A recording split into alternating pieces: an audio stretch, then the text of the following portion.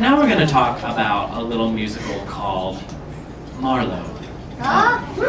And Marlowe is one of my favorites of the evening. Marlowe was a Oh no, I have no favorites. I have no opinion on any of this stuff. It's amazing.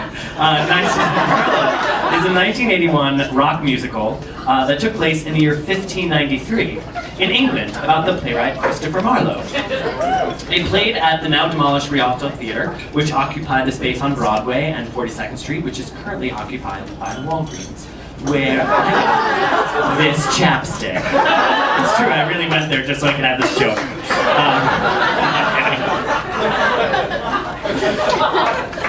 Ethan Mordaunt described the infamous Marlowe as such.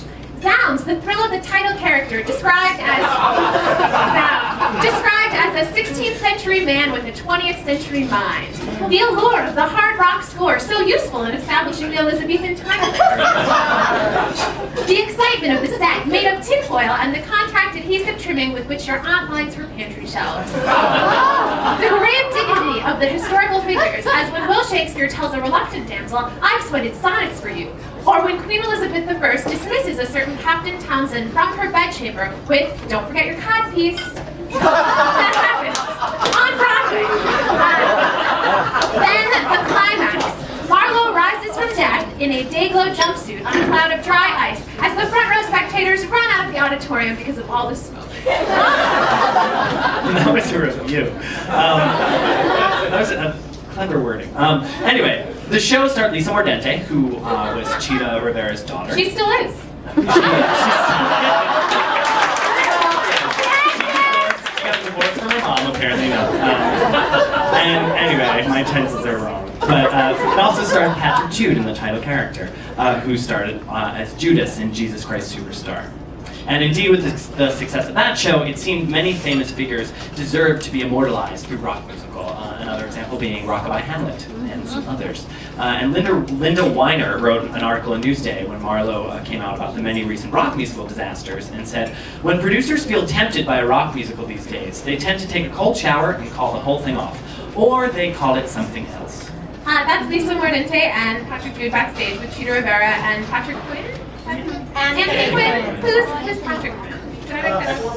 Oh my god, of course, he was in Close That Town. I forgot that. That's not his script. Thank you.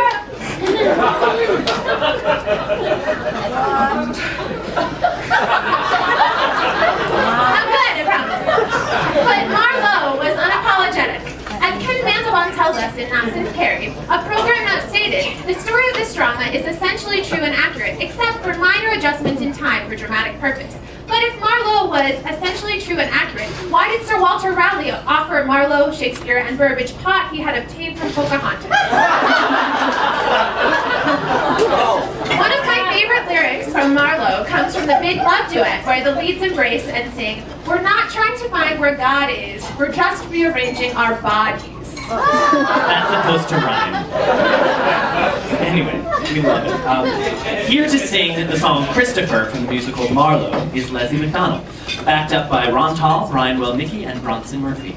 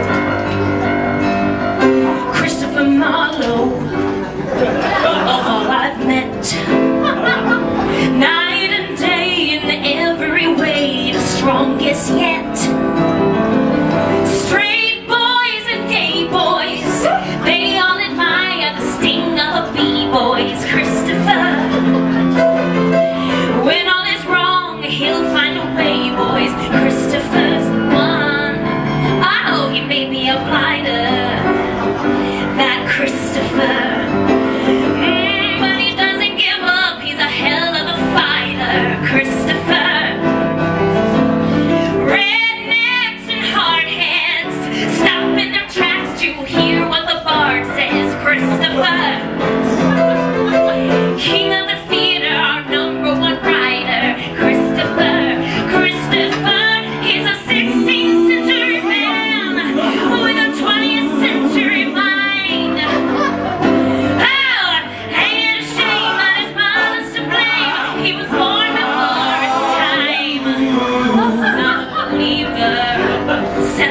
Christopher